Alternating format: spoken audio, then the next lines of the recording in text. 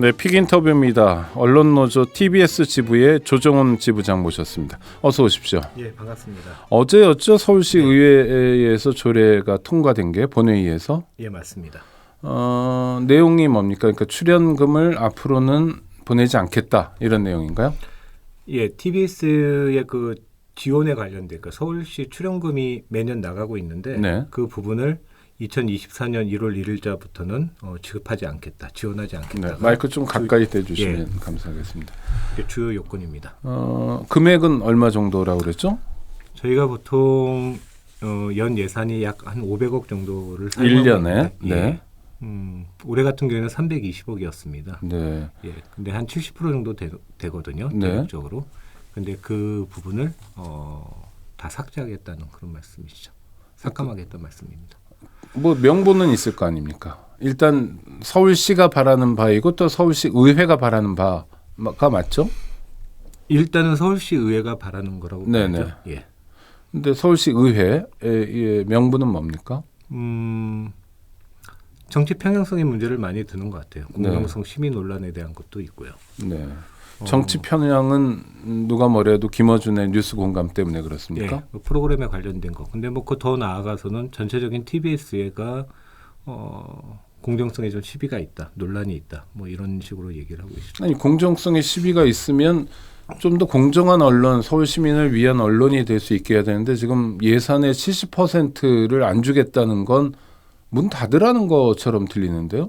예, 저희도 지금 그렇게 들리고 있습니다.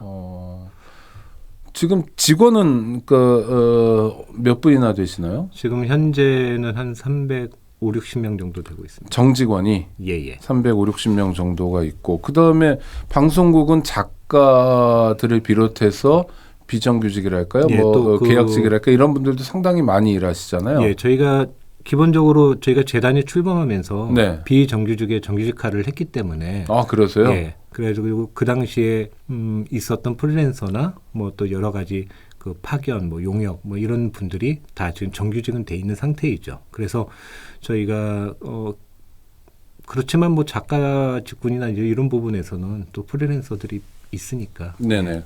그러면 그 뒤에 숨어 있는 인원은 더 된다고 봐야죠. 아니 김어준 씨 같은 경우도 프리랜서잖아요. 뭐 그러니까 출연자죠. 예. 그렇죠. 출연자 프리랜서 형식으로 결합해서 일하는 거지 TBS의 직원은 아니잖아요. 그렇죠. 아니, 그렇다 하더라도 네. 뭐 그렇게 진행자 또 뭐 작가 하면 350명보다 훨씬 많거나 또는 그쯤 되는 인원들이 또 TBS 주변에서 뭐 그렇죠. 그 생계를 이상이, 이어간다. 예, 그 이상이 있습니다. 네네.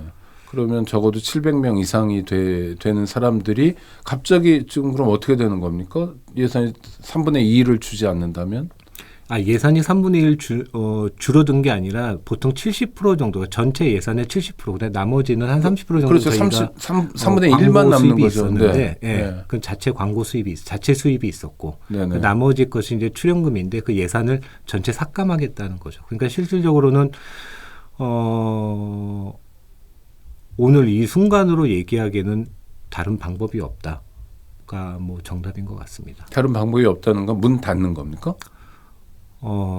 지금 현재 상황으로만 봤을 때는 방송사의 문을 닫는 정도의 수준이라고 생각을 합니다. 심각하네요. 예, 아니 그러니까 만약 문제가 있다면 문제가 있냐 없냐도 따져봐야 되잖아요. 예. 뭐 예를 들어 공정하지 못하다 그러면 어떤 분들은 또 공정하다고 여기는 분도 있고 예. 편향되다 그렇지 않다는 분도 있고 네네. 역편향도 있을 수 있고 예, 하여튼 그렇습니다. 뭐 본인의 취향 또는 정치적 지향에 따라 달라질 수 있는데 그건 그렇다 네. 치더라도 예. 그렇다고 방송국 문을 사실상 이게 말이 되나요? 그러니까 어제 오전에 상임위 의결을 하고 네. 그다음에 오후에는 바로 본회의 의결까지 끝났거든요. 네. 하루 아침에 대한민국 서울 한복판에서 서울시 의회가 주도해서 한 언론 방송사를 없앴다는 것은 정말 찾아보기 힘든 상황이 아닌가. 그런 것을 저희가 어저께 목도했죠. 시의회 의석수는 지금 어떻게 되죠? 지금 한 3분의 2 정도가 국민의힘이고요. 네. 3분의 1 정도가 지금 민주당입니다. 그러면 뭐 의회에는 국민의힘이 원하는 대로 결정 날 수밖에 없는 구조네요. 그렇죠. 형식적인 그걸로 했을 때 뭐 막을 수 있는 방법은 없죠. 민주당 쪽에서는. 네네. 자, 그럼 하나하나 짚어보겠습니다. 아주 네. 중요한 현안인데요. 지금 TBS가 라디오에서는 상당한 정도로 각광을 받는 건 객관적인 사실이죠. 청취율 조사 같은 데서도 지난 잘 나오고. 이번 청취율 조사에서 뭐 뉴스공장 같은 경우에는 뭐 지금 거의 한 5년, 뭐 4년 이렇게 1위를 계속하고 있었고요. 그 1위라는 게 시사 프로그램 중에서 1위입니까? 아닙니다. 아니면 전체 프로그램, 라디오사 전체 프로그램. 예능 포함해서 예, 다 음악 포함해서. 프로그램 포함해서 예, 다 그럼 포함해서. 엄청난 거네요. 뭐 그것보다는 제가 더 눈여겨볼 수 있는 것은 네. TBS가 2위라는 겁니다. 채널로 봤을 때. 전체에서. 예. 네. 그렇다는 것은 그건 KBS, MBC, SBS 등이 다 있고 YTN도 예, 어쨌든 있는데도 청취율 조사를 이제 다 하는 그 네. 라디오사에서 전체 청취율이 2위인데 꼭 그 뉴스공장뿐만이 아니더라도 다른 프로그램에서도 분명히 청취율이 나오고 있고 또 시민들에게 또 사랑을 받고 있는 부분이 또 충분히 있거든요. 네네. 예. 근데 그런 부분이 이번 폐지 조례안에 보면 그 별로 논의되지 않는 부분인 거죠. 그냥 공정성의 잣대를 가지고 그 모든 것들이 판가름 나는 그런 거. 그러니까 TBS 서울교통방송이 전체적으로 청취율 2위가 됐다는 건 예. 지난 몇 년 동안의 노력이 주요했던 거 아닙니까? 하여튼 뭐 어느 방송국이나 더 많은 청취자들에게 다가가기 위해서 노력할 테니까요. 예, 그 뭐 방송사들마다 다 청취율이나 시청률에 다 어느 정도 신경을 써야 되는 거죠. 네. 그다음에 어찌 되었든 간에 어려운 상황 속에서도 그 분명히 그 일궈낸 결과는 있다고 생각을 합니다. 그런데 서울시 의회 입장에서는 네. 국민의힘 입장에서 그건 중요하지 않다. 그렇죠. 됐다는 거죠. 뭐 얘기할 때 보면 뭐 막장 드라마도 시청률은 높다. 뭐 이런 말씀도 하셨던 걸로 알고 있습니다. 막장 드라마. 그럼 그 막장 드라마냐 아니냐를 살펴봐야 될 텐데 네. 정치적 편향은 뭐 어떻게 설명하시고 계십니까? 회사 안에서는? 이것은 그러니까 공정성의 시비 논란은 뭐 어찌 되었든 간에 외부적으로도 발생하고 있고요. 네. 그다음에 내부적으로도 또 똑같은 생각을 갖고 있습니다. 뭐 내부라 그래서 무조건 그게 공감한다 그거는 아니거든요. 그 다양한 얘기들이 나오고는 있습니다.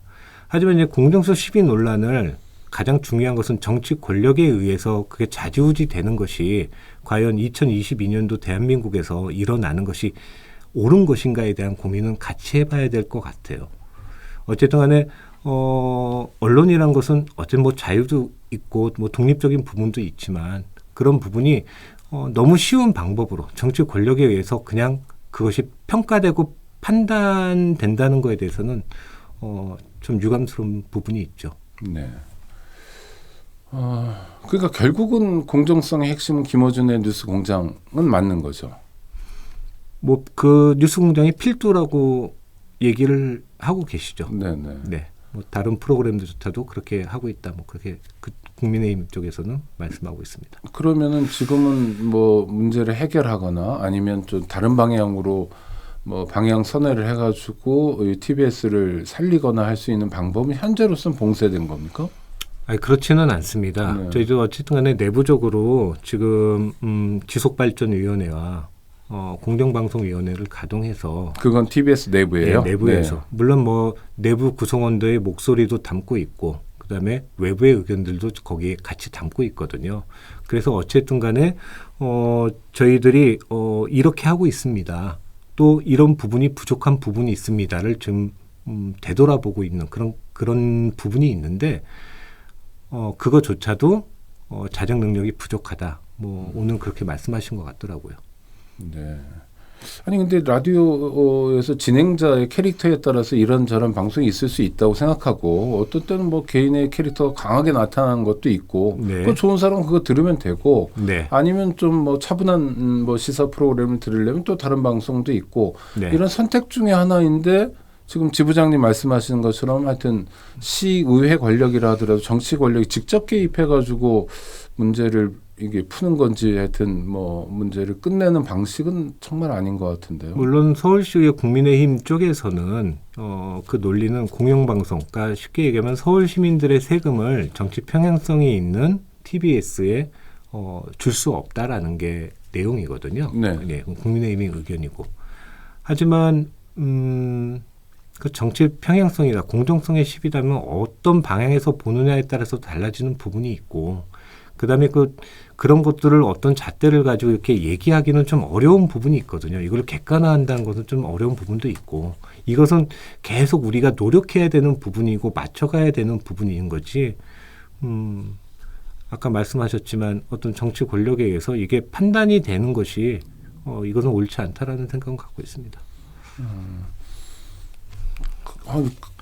저는 TBS가 네. 누구 거냐를 보면 시민의 것이죠. 그렇죠. 서울 시민 또는 수도권 시민들의 것이잖아요. 경기도민하고 서울 시민의 것이죠. 경기도가 관여하진 않지만. 예, 저희들이 어쨌든 간에 지역 공영 방송으로서 수도권 지역 공영 방송으로서의 어떤 그 목표를 가지고 있죠. 네, 그래서 조금 그래도 안정된 사회라면 우리가 중요한 성과니까 하여튼 가야 되는 거 아니냐 하여튼 답답한 생각이 드는데요. 네. 이강택 사장, 예, TBS 사장이었는데 그만두셨죠 최근에?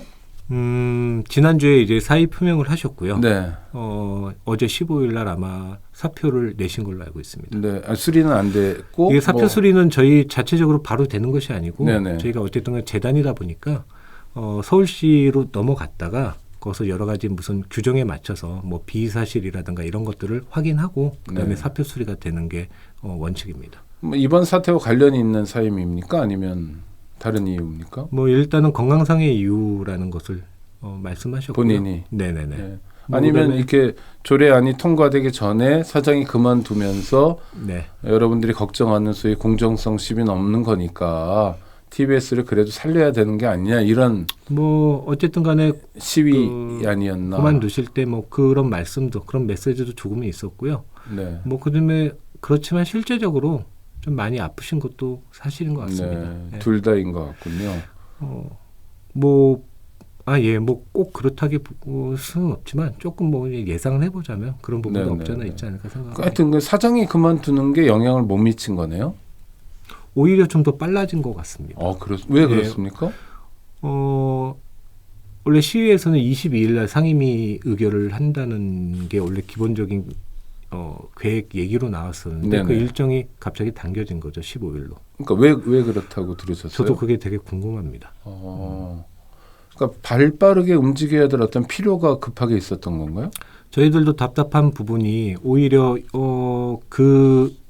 지금 뭐 서울시에 여러 가지 대처해야 될 부분들이 많지 않습니까? 뭐 안전 부분도 있었고 참사 부분도 있었고 빨리 신속하게 해줘야 하는 것에도 불구하고 TBS 이 문제를 먼저 한 거에 대해서는 저도 되게 좀 궁금하고 왜 이렇게 신속하게 해야 되는가에 대해서도 좀 답답한 부분이 있습니다. 국민의힘 입장에서 뭔가 급한 상황이었나 보네요.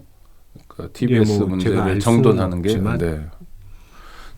오세훈 시장이 했던 얘기 중에 하나가 이제 교통방송의 시대는 아니다. 네. 그 얘기는 약간 설득력은 있어 보여요. 왜냐하면 그 스마트폰에 기반해가지고 운전하시는 분들이 많잖아요. 실시간 네네. 정보도 그쪽에서 많이 얻고. 네. 그러니 예전처럼 라디오를 통해서 뭐 어느 길이 막히고 어느 길로 가야 되고 뭐 50분 또는 55분, 57분 교통정보를 알려주는 시대는 끝났다. 네. 그러니 교통방송도 역할이 없다. 이에 대해서는 어떻게 생각하세요?